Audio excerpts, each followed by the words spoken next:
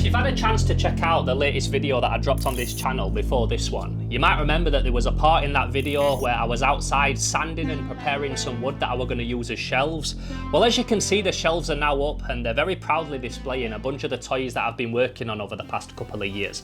And there's lots of different types of toys that have been made on here. We've got 3D printed, sculpted, one-off prototypes and concepts. I've got some big Sofubi toys, and then I've also got stuff like this guy. The original Turgore small 5.5 polyurethane resin pod Turgore that I made with rainbow yarn. Now, if you watched any of the videos on creating this guy, you might remember that I sculpted it, I then printed it, and I sent it off to Rainbow Yarn so that he could do all the moulding and the casting of it, because that's not something that I really do. But if I'm ever going to be taken seriously as a toy maker, and if I'm ever going to be able to make toys in this studio and just send them out to people, then casting and moulding is something that I'm going to have to learn to do for myself. So that's exactly what I've been doing over the past week. I got out all my equipment that I bought a while ago, and I've been learning how to use it finally. And obviously I documented the whole process for a video. So although these shelves currently display a bunch of the stuff that I've made so far, I'm very keen to keep adding to them. And if you stick around to the end of this episode, maybe you'll even get to see me do that. Let me show you how I've been getting on.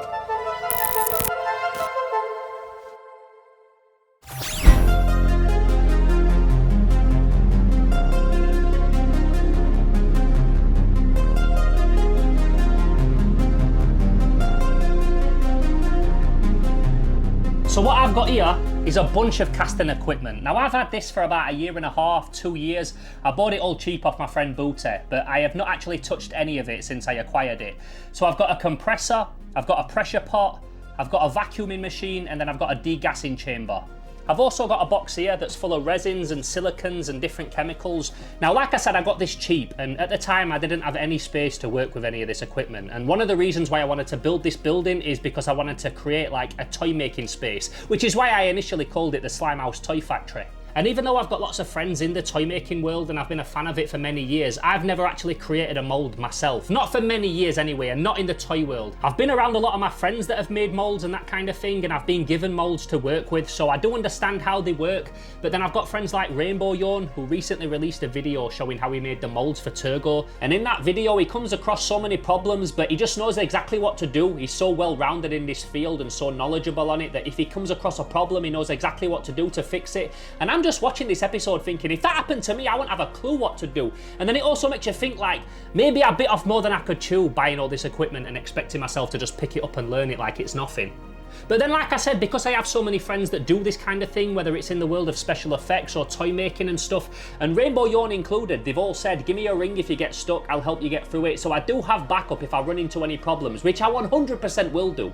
Now, like I said, in this box, I've got lots of different stuff. I've got some silicone, which I'm kind of worried now might be past its sell-by date. It's going to need a good shake-up. And then I've got some resin as well, some A and B 2-part resin that again has like all sunk to the bottom because these have been sat in here for like 2 years. Even though it's never been opened, it's just never been used. And I've also got some other options as well. As I record this right now, Rainbow Yarn is sending me back all of the molds that we used for Turgore, that he created to make the Turgore toys. He's going to send them all back to me. So I have got some molds that I can play with. I can pour some A and B 2-part resin in them, and I can put them in the pressure pot and like create some toys that way. Now, I do want to make a mold of this guy next. This is the next action figure that I want to put out. This is Crush Room. If you've never seen this video before, I'll link it down in the comments below, down in the video description. I created this toy like over a year ago, and it was the first action figure that I actually created on the channel myself. And he's a little like 4-part mold, so he's only going to be like 3 small molds and then 1 big one. But for now, I think I probably need to work on something a little bit more simple. So I do also have a bunch of these little guys that I created. You might have seen these on the channel before. I created a load of little like muscle Keshi size figures, because what I always wanted to do is, I know that I can release like action figures with moving parts and things, and they're always going to be like a high priced figure, but I wanted to be able to release some like smaller, more affordable ones for people that haven't got the money to drop on like £100 toy, people that just like want to support but in their own way. So I wanted to create some smaller figures. So these are probably realistically the kind of thing that I'm going to be able to create molds for myself right off the bat for. So yeah, I do have a few different options, and there is a couple of ways that I can go about learning all this equipment, but even if this stuff is okay and it's not out of date, I'm still going to need some more of it, and this material isn't cheap. I spoke to Rainbow Yarn and just asked him to put me like a price list together of what I would probably need to get started, and it's all going to be very expensive to buy the material that I need. So on top of everything that I've just spoke about, there's also that to think about as well. So I've got up here everything on the list that Rainbow Yarn sent me. So the first thing that he said I should get is some monster clay. I've never worked with monster clay before. I've heard nothing but good things about it though. I'm like well aware it's the best stuff. You can also like heat it up in a vat and then pour it into the mold and that kind of thing. So that would be very handy. Then we're also going to need some more silicone for making the molds. So for 2.2 kg of the base, and then we'll get an old red hardener. That's going to be another £44. So let's put £44. This is just like in theory. I might need more, I might need less, but let's just go halfway. £44. So already we're up to 75 quid. Wax spray mold release agent, that's £15. Again, I might be able to get that off Amazon, but we'll have a look. Then this is the flexible polyurethane resin that we use to make the Turgore figure. It's a resin, but it feels a lot more like hard rubber, so that's the kind of stuff that I want to be making a lot of my toys out of. We can get a small one for 20 quid, but I'm going to need a bigger one, so let's go for like a 4 kg pack, and that's instantly £67 there that we're going to have to spend. And none of this is including postage either. This is me just racking up the actual items that I need. Obviously, I'm going to be wanting to mix a lot of cool colour pigments to the resin as well and make some nice bright coloured toys. So I'm going to need this. This is a set of 6 neon translucent tinting pigments. So that's another tenner, £9.96. Let's just say tenner for the sake of messing about. And then this is the clear resin. This is when you want to make resin that's like crystal clear, like water, which obviously I'm going to want to do at some point when you get it and you put pigments in it or you put glitter in it and that kind of thing and have that real art toy look. Obviously, I'm going to want to do some of that and experiment with a bit of that as well. And just for like 2 small, like standard size bottles, we're looking at £97.50 for this. He told me that this would be one of the most expensive things, and yeah, he wasn't lying. So these are polyurethane pigments. You get your 3 primary colours and then a black and a white, and you mix these with your resin to create colours, so you can pretty much make any colour on the spectrum, but that's another 25 quid as well. So the grand total, before I've added any postage or anything like that, £290 and 3 pence. That's just so that I can get the stuff so that I can learn how to use all this equipment and just become more well-rounded with it and just teach myself how to make toys myself. So I guess this would be a really good time to join my Patreon. At the minute as well, I'm not going to be putting out like videos every single week, I don't think. Because I'm doing this, I just can't realistically put out a video every single week because I'm like learning it and filming it, and it's like a whole long process. So they're probably going to be like fortnightly and that kind of thing, which means that my money on YouTube is going to drop drastically. If I don't drop a video every single week on YouTube, you would be surprised how fast my money goes down. So this would be a great time. If you was ever thinking about joining my Patreon, now would be a time that would be awesome to do that. Also, what I'm going to do as well is all of the toys that I make during this period of me learning how to create things, all the stuff that I make, don't know how good they're going to be, but I will put them for sale on Patreon as Patreon exclusives and sell them at a nice price on Patreon. So basically, if you join the Patreon, you're going to get exclusive first access to all the toys that I make during this like learning period. Don't know how good they'll be, but yeah, it's still a little something I can offer you if you join the Slime Alliance tier on Patreon. The Slime Alliance one, not the pound one, the Slime Alliance one. If you join that Slime Alliance or up, I will give you exclusive access to any of the toys that I make during this learning period. So it's been a couple of days since I last caught up with you when I was on the computer looking at buying all them materials, and I bought most of them. There's a couple that I didn't buy, but I bought most of the stuff that I was talking about. So the first thing that I picked up was some PX90. So this is the same flexible polyurethane resin that we made the Turgores from. Really like this stuff. I've got the A and the B part. This is kind of expensive though, so I'm probably not going to be busting that out in this episode. This is like for later on when I know what I'm doing. I'm not going to be using this for the experimental phase of things, but the fact that we've got it now means that we've got it and we can use it in the future, so looking forward to that. I got some mold release spray. This is the Mac Wax mold release spray. It doesn't interfere with the silicone or anything like that, and what you do with this is you spray it into the molds before you pour resin into them so that the resin don't get stuck in there. So yeah, we need that. That's very handy. I also got some colour pigments. These are like the primary colours, the red, the blue, the white, the black, the yellow. They didn't have any of the neon pigments in stock. I wanted to get them as well, but they weren't in stock. So for now, we've just got the primary colour pigments. And we mix this with resin to make it different colours and that kind of thing. Kind of self-explanatory. I also got some silicone. Now, as you know, I do already have some silicone, and the stuff that I've got is actually the exact same stuff as this. But I didn't want to start using it, and then it turns out that it was out of date. I'm not going to be doing any mold making in this episode, but we have now got that for when I get round to doing it. I also got some monster clay, which, as you know, I'm very keen to have a go with. I've never used it before, but like I said, I've heard nothing but good things. This is again going to be used for the mold making, so I'm not going to get into this in today's episode, in this episode that you're watching, not today, because I'm not doing it today. But you know what I mean, this is not going to get used in today's episode, but I'm, again, really looking forward to getting stuck into that when the time comes. And the last thing that I've got to show you are these. So these are all of the molds that Rainbow Yarn made for Turgore. As I said, he had them in the post on the way to me. They arrived yesterday. So I've now got them all. These are all the 3D printed parts that I sent him that he then covered in a clear coat and used for the mold making process. So that's like the original Turgore right there. Not the original one that I printed, but the original one that we made all the molds from, or he made the molds from, should I say.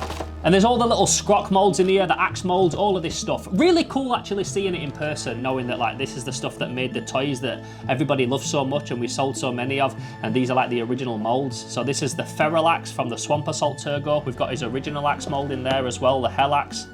I also don't think I've even explained why we need to use all this pressure pot and that kind of thing, because you can just get silicone, mix it and pour it out as it is. You don't actually need to like compress it and vacuum it and all that stuff, but if you don't, you're prone to get air bubbles and that kind of thing. You get pitting. If Rainbow Yarn had not degassed all this silicone and he'd not pressurized the resin when he were pouring it, then you get lots of little air pockets and little air holes and pitted marks and things. And that's fine if you're just doing stuff for yourself, but if you're making stuff that you want to look professional and put out into the world, in my opinion, then this is the only way to do it properly. So now that I've got these professional molds that he's made, I think I'm just going to use these in today's video. I know I said earlier that I didn't want to concentrate too much on making Turgore things, but right now while I'm trying to navigate this equipment and this tech, I think it's important that I've got these molds that I just use these. So yeah, I'm not going to try and make any of my own molds. I'm not going to try and make anything new. In this episode, I'm just going to try and use this casting equipment and hopefully by the end of it, yeah, make some little scrocks or something. We will see. But tomorrow morning, I'm going to get up nice and early. I'm going to get everything set up and I'm going to attempt to use this stuff for the first time ever. I'm going to try and use this pressure pot without blowing myself up.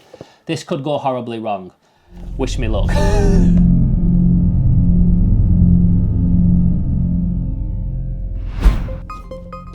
Okay, so today is the day.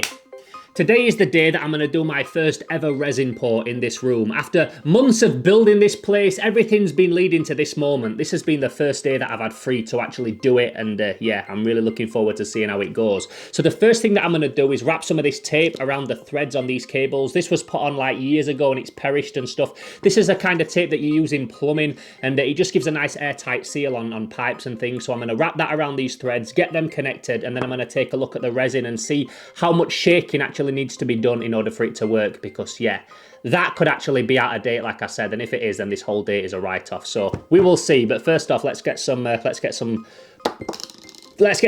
taped up. So this PTFE tape that I've got might even be out of date itself. I bought this years ago. The stuff that's been put on these cables was probably put on way after I bought this, but we will see. You don't want to put too much on. It's just so it's got more of an airtight seal. A bit on there.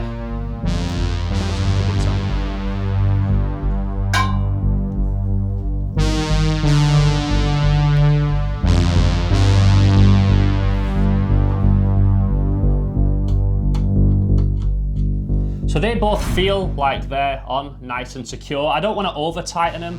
I used a spanner and a little screw just to tighten these Jubilee clips. To be fair, I'll probably tighten that one as well while I'm here. Just to be sure, So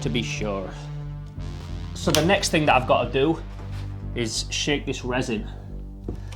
See what this is saying. Also, because we're handling resin, I'm going to put my gloves on. Some people as well will also wear like a respirator, some kind of mask while they handle resin. I'm not going to be doing that today. One, because I don't have a good respirator. Two, because the amount of like resin I'm going to be dealing with today is tiny little amounts, so I'm not that bothered. But if you want to wear one, then it's probably for the best. If you're following along with this for any kind of tutorial, which I highly would recommend not doing. Now, surprisingly, after just a bit of shaking, it seems like it's all right. Seems like it might be okay. This one always looked all right. So what I'm gonna do is I'm just gonna go for it. I've also obviously got the Turgore molds that Matt sent me, and in there is the tiny little mold for the Scrock minifigure. So I think the first thing that I'm gonna do is pour out some resin and then try and make a couple of little Scrock minifigures just to see if this thing works. And yeah, they can be the first thing that I put up for sale on the Patreon. We will see. We'll see if they even work. This might not work. They might not work. This might not work. None of this might work. I suppose before I do any of that, I should probably see if this thing even turns on. If it even... Can I just turn this thing on without having to pressurize the pot? I don't want to do it. I'm not sure what I'm doing. Let me just speak to Booty. Okay, I just spoke to my mate that I bought it all off. What were confusing me is when I've seen people use these before, they have like a quick release valve that they just put straight on and it starts putting air in straight away. Because this has one that's permanently connected, I was just confused how it works. But I think now I've worked it out, and I'm just going to try it without anything in. I'm also not going to keep this on the table because I have a feeling this is going to rattle around a lot. So we'll put this down here. So when I turn this compressor on now, what should happen is it should start building up this pressure gauge here. If I turn it round, there's a pressure gauge there. It should start building that up, and I need to get it between 40 and 60 psi, so basically 50 psi, and then lock this valve off. Turn the compressor off, and then you leave this for like 15-20 minutes. Okay, we're gonna go for it. There we go, hey! And it's not rattling around either. 50 gang, let's go. Many man, many man. And I turn that off. So that now in theory is pressurized. So let's pretend now that there's a mold inside it, there's a little Turgore, a little scrock, a little minifigure, a little crush room, whatever I'm making is in there now, and that's like cooking away. It's pressurized, the pot, it's all pressurized. These also have a release valve on as well. I know some people have said, oh, they're a bit scared to use the pressure pot, but they have like a safety valve. So they do have a safety and a release valve and everything. I've been told at least. Okay, so let's pretend it's been 15-20 minutes. That's the cure time on my resin. I want to slowly let the air out. That sounds like it's letting air out. Just turning this little thing here. Is that it? Is it out? It doesn't sound like it's let it all out. I don't just want to start unscrewing these and it's just like, pow! Big explosion. I die on camera. Theo finally got his 1 million views, but he never lived to see it. So while I'm halfway through trying to work out how to use this thing and just make sure that I don't mess anything up and I don't do any like big no-nos before I start actually using it properly, I'm going to speak to my friend Faco, who is another guy that uses pressure pots and compressors on the regular, who you might have seen in my Toycon UK videos before. So yeah, just waiting for him to ring me, and then I'm going to tell him what I've done so far and if there's anything that I should know before I start putting resin in there.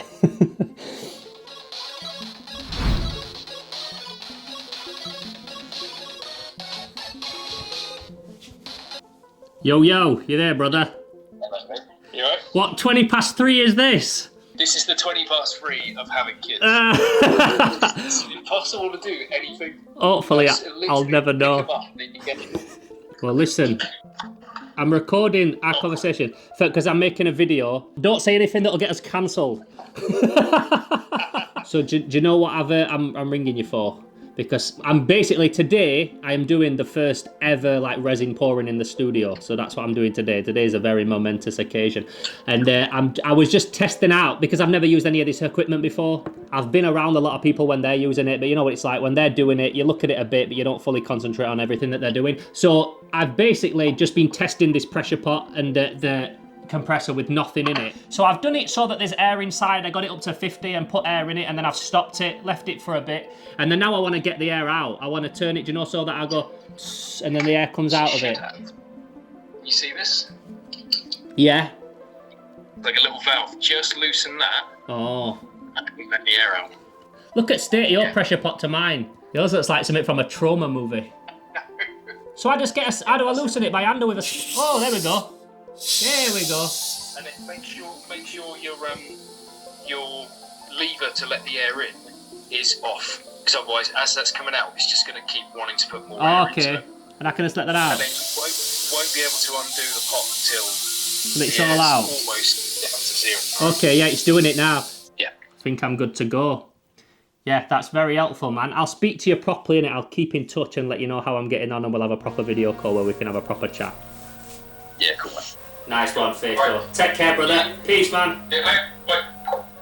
So that was a very helpful phone call that I just had with Faco. Showed me how to get the air out of it, which I just couldn't find. I don't know why. I'm on YouTube looking, trying to find helpful videos on how to get air out of this pressure pot, and I just couldn't find one. But he told me straight away what I needed to do. So I'm just going to eat this sandwich and then actually start tackling some resin pouring and putting an actual mold in there. I want to make a little Scrock minifigure by the end of this video. That's what I want to make. 1 or 2 or a few or whatever. But that's what I would like to get out of today. So yeah, big ups to Faco every time. My brother. So I've got these little disposable cups that I can mix the resin in and just eyeball it. You can actually get silicone ones of these, which I'm gonna pick up because I'm kind of like a bit of a hippie and I don't like to have things that are just like one use and then you throw them away, disposable stuff. I like to have reusable things. So I'm gonna get some little silicone versions of these with measuring, little measuring icons on. But for now, I'm gonna use these ones because I've got them anyway. So this is the scrock mould. There's 2 moulds for scrock, as I said before. So I think all I've got to do is elastic band these together or tape them together. Probably tape them, that might be easier than elastic banding them because then it's not squeezing them together. Put some tape round them, pour resin inside, some 2-part resin that I will mix in them pots, put them inside the pressure pot and then do everything that I just did. And yeah, that might just work.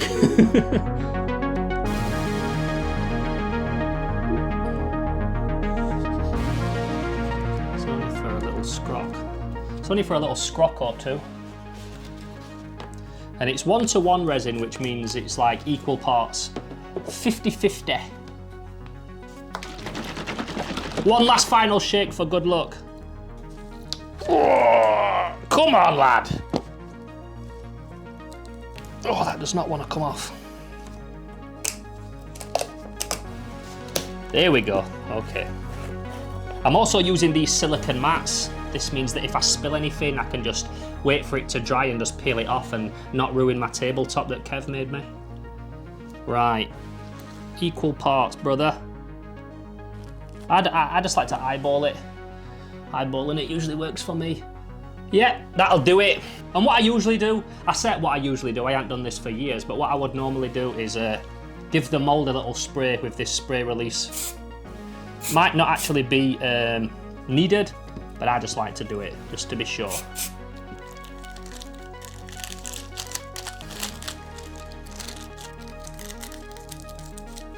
So what I do now is I pour that into that, give it a good mix, pour that into each one of these moulds and then put the moulds inside the pressure pot. And I'm gonna change my camera setup for that because I wanna get a wide shot because yeah, I wanna get everything in one shot. I don't wanna be messing about and ruining this resin.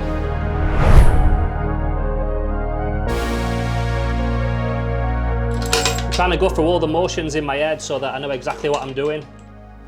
The next thing I'm going to do is mix that, pour it into these, then I will place these in here. Okay. Let's just do it, eh?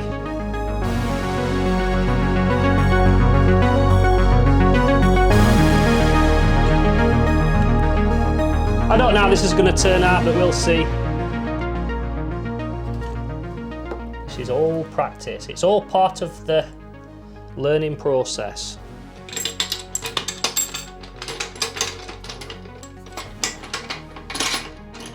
Pressure pot on. Getting it to 50 before we lock it off.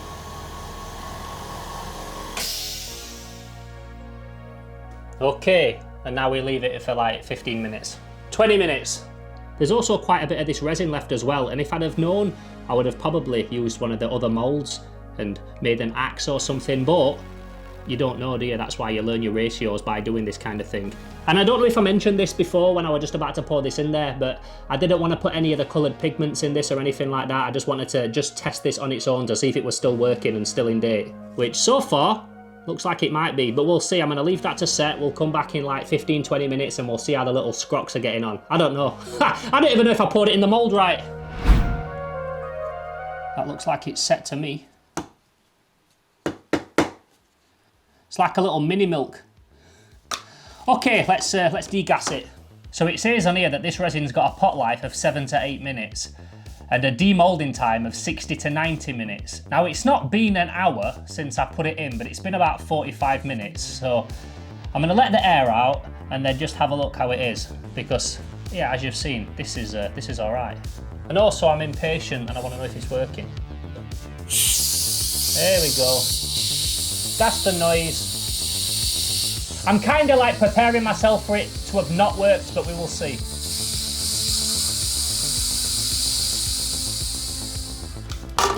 Something that I definitely did wrong is I poured so much that these are probably going to have like big bases on their feet that I'll have to cut away. But they feel rock hard. I'm just going to demold them. I'm just going to do it. That to me looks like a little scrock. A perfectly cast little scrock as well, might I add. So this one came out pretty perfect.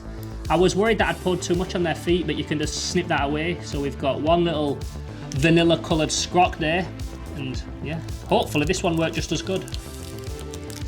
And then it will be mission accomplished. Oh, I've snapped his arm off. This is why we don't demold them until they're fully cured, I don't think. So I've snapped his little arms off. But other than that, which I knew that's probably something I was going to do wrong because I took them out too early. But other than that, they came out perfect. So that means now that I know how to work my pressure pot, it means that I know to leave these in there a bit longer. This is what this is. This is a trial and error period. This is a learning phase of me learning how to use this stuff. But I feel like I've learned how to use my pressure pot today, which means now the possibilities are kind of endless.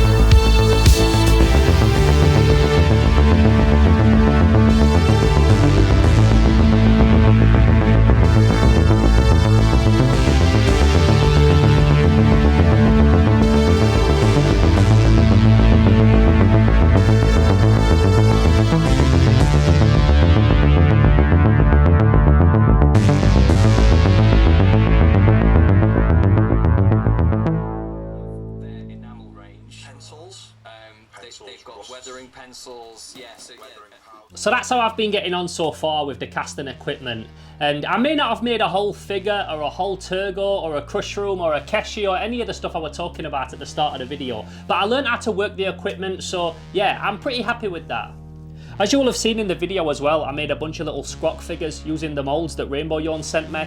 In that I poured the resin that I got free when I bought all this equipment, so I didn't have to dip into the PX90, the good stuff. I mixed some of the coloured pigment that I bought online with them and made a few little multicoloured scrocks that I'm very happy with. They might not all be perfect, some of them have got really big bases on their feet, some of them have broken, but yeah, overall very happy just with the progress and how far I've come from me not knowing how to work this equipment to now actually making figures in it. And as I said there at the end of the day when I was learning how to work it, now that I know how to use all this stuff, the possibilities are endless. And although at the end of this video I only came out with a few little scrock figures, it still means that now I know how to use it and that I can take this in any direction now. When I do videos like this, making stuff, crafting things, making toys, I always like to try and have like a big finale piece for the end of the video. And I haven't got that today, but I suppose this is like a journey. So the next video that I drop, that might be the one that has the big thing at the end, or the one after that. But I just hope that you're following me along, and I hope that you're enjoying these, and I hope that you're looking forward to seeing what I create next as much as I am. So yeah, new skill set unlocked. And I think as we get older as well, we sometimes kind of feel like, oh, I've learned all the skills that I'm ever going to learn. Like taking on a new skill or trying to learn something new is going to be daunting. I'm too old now to be learning new stuff. But I feel like I'm only getting warmed up. I feel like I'm only just getting started, and I love learning new things. So this has been a really cool learning process for me. And like I said, I just can't wait to see what I learn next. We're going to do molding next. The next video, I'm going to do some molding. I'm going to try and mold some of those little Guyver figures, some little Keshis, and then pour the resin into that. Yeah, I want to make some Keshis next using the PX90. But if you enjoyed this video today, and if you have enjoyed following my little journey so far, then please don't forget to give this video a like. And if you haven't already, subscribe to the channel and binge the back catalogue if this is your first time at the channel. If you've never visited the channel before, I'm Theo Kane, this is Slimehouse TV. I do videos every single week, and you're more than welcome here to join us on this little journey that I'm on right now, which is toy making. I'm making action figures. If you want to help support videos like this, then as I said in this episode, the best way to do that is join my Patreon. And all the stuff that I'm going to be making during this little transitional period of me learning how to do this stuff is all going to be for sale on Patreon eventually. So yeah, if you want to get hold of any of the exclusives that I make during this time, then Patreon is where to go. Patreon and the Slime Alliance tier, that's where these are going to be available for sale. Like I said, don't know how good they'll be, but that's where they're going to be available. So with all that being said, I'm Theo Kane, this is Slimehouse TV. Really appreciate you joining me today. With all of the stuff that you could be watching on YouTube, it really does mean a lot that you come here and just watch me learn how to make toys and almost blow myself up with a pressure pot, which I found out now is not really a real thing. Like, they've got a safety valve and all that, but you watch the video, you know. But I'm really looking forward to catching you in the next one. So until then, I'm Theo Kane, this is Slimehouse TV, and I'm gone. Pow!